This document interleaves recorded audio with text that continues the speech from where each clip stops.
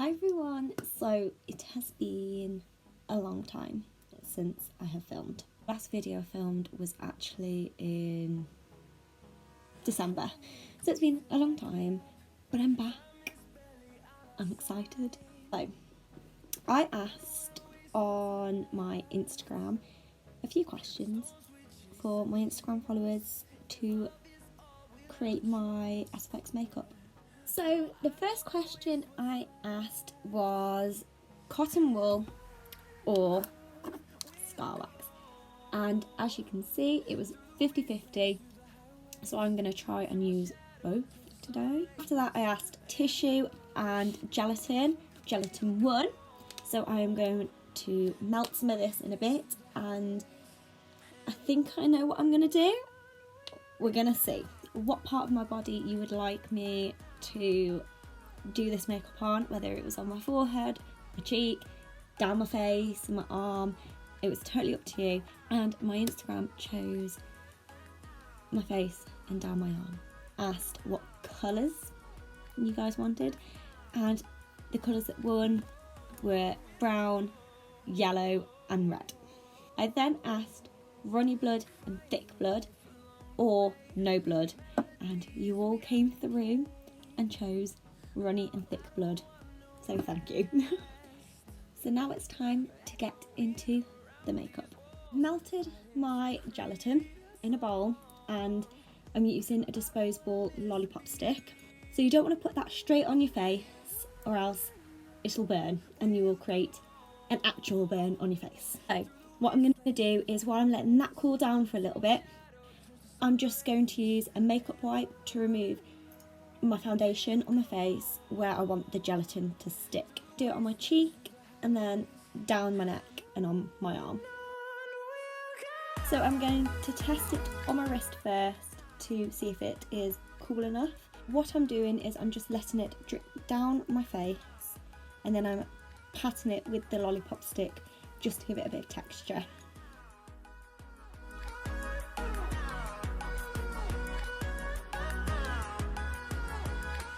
If it starts to set in the bowl and you're struggling to work with it, you can always reheat it. Remember, check in that it's not too hot on your wrist before you apply it to your face.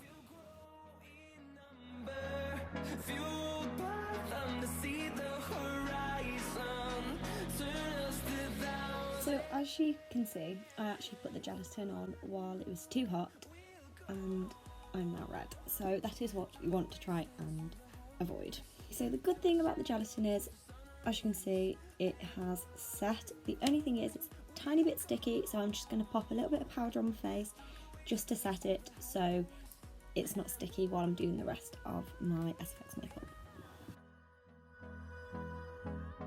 I'm going to go in with some cotton and liquid latex to create more definition and textures within this burn.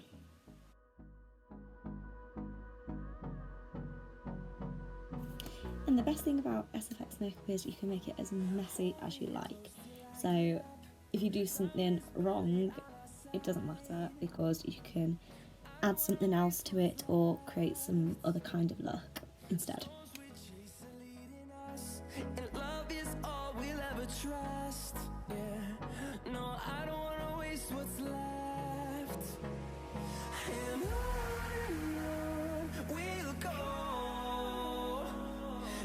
I'm now struggling to actually talk, so while this is all drying, I'm going to use scar wax. I hate scar wax. I was kind of hoping people wouldn't choose it, but sometimes it doesn't stick, sometimes it does. We will see how this goes. I wasn't sure how to work the scar wax into this look, and Calum, I will leave all of his information down below. He actually told me I could do a couple of cuts on my face to make it look like I have been attacked, and that's what I'm going to do, so thank you for the idea, Calum. I'm going to use a spatula and I'm just going to scrape into my scar wax and I'm also going to use some lip balm. I can't find my Vaseline anywhere, so I'm using just lip balm, and that's just so it doesn't get sticky. But the first thing I need to do is decide where I'm going to put the Scab wax and remove the makeup so it sticks.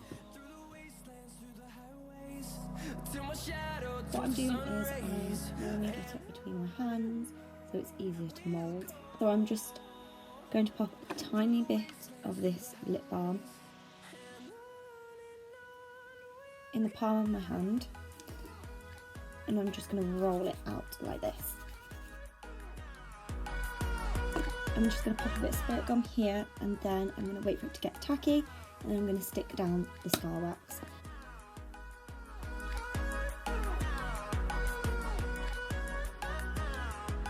I'm just using some of the lip balm on my fingers to make sure the Scab wax doesn't stick. Again, on the spatula, I'm just popping a bit of the lip balm.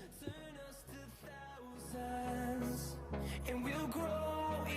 it's in the general shape I want it to be in, I'm going to get some of the lip balm, put it on my fingers, and I'm just going to smooth it out.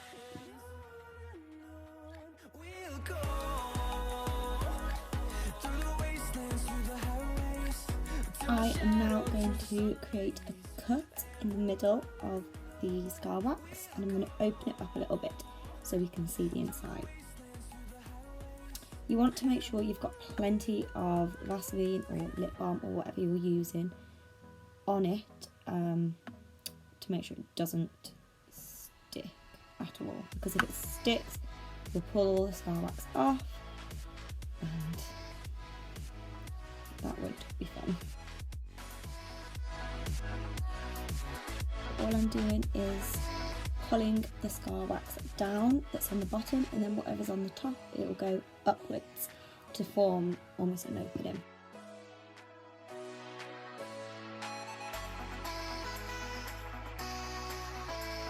All I'm doing now is just smoothing out all of this. So once I'm happy with how that looks, I am now just going to put a bit of powder on to get rid of the greasiness and the stickiness. So now it is time for the colouring. So I'm just going to pop a little bit of foundation on the area just so it blends into my skin. Just going to pop a bit of powder on that to set it. So first I'm just going to pop a bit of red around the edge and blend it out. I am going to use my finger to blend it out.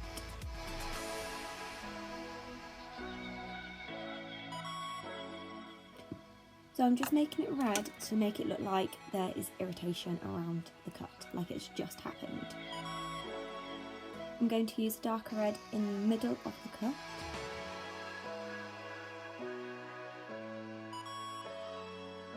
And to make the cut look like it's deeper, I'm going to use a bit of black just right exactly in the middle.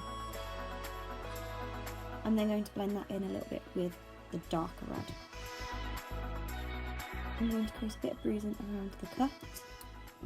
For this I'm going to be using green and blue.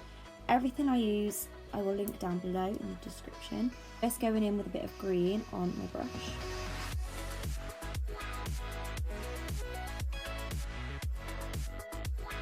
I'm now going to go in with the tiniest bit of blue closer to the bruise. I'm going to do the exact same thing underneath this eye, once again with my green underneath. And just coming up to my eyebrow here. I'm going in with a bit of blue now.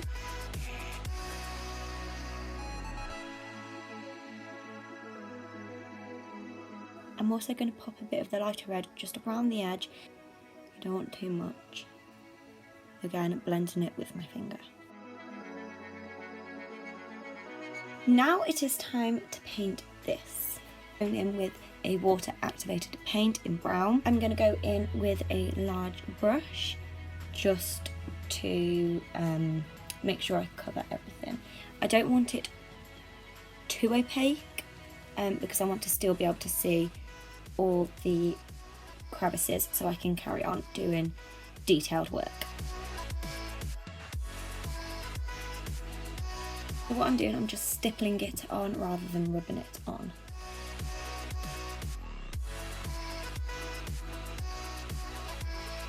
For the yellow, I'm going to try and make it look like pus is coming out of some of the crevices, and we will go into the red in a second. The yellow I have is a very orangey yellow. It's not the best for a pus colour, so I'm going to mix it in with a little bit of white.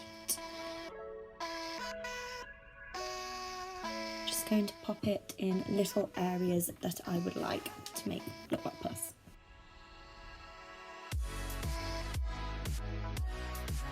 So I'm just going to blend that in a little bit with a fluffy brush again.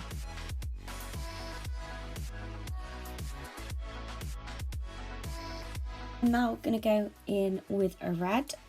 I'm going to go in with quite a dark red. So what I'm doing, I'm just going over the yellows just to make it look like a little bit of blood has been mixed in. I'm going to go around the edge, in a dark and a light red together.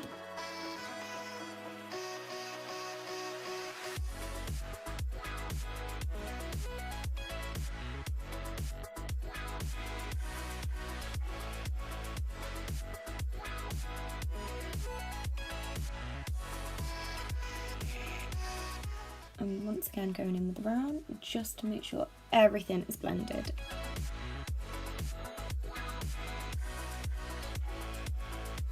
It is now my absolute favourite time, the blood. I'm going to start off with some Scab blood and I'm going to put it in my cup.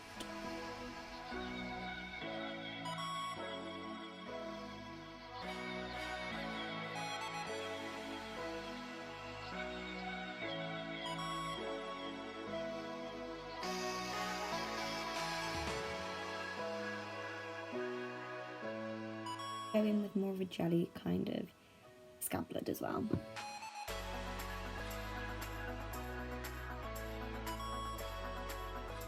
I'm now going to go over with a bit of runny blood.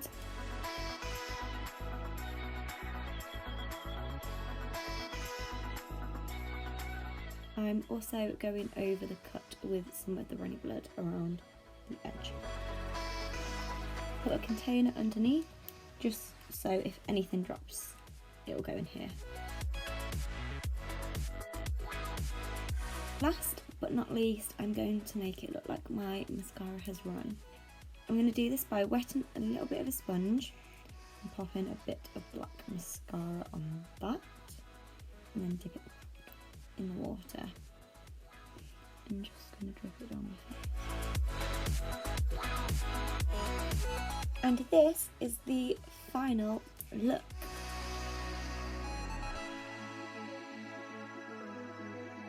Thank you to everyone who took part in this, answering my questions on Instagram.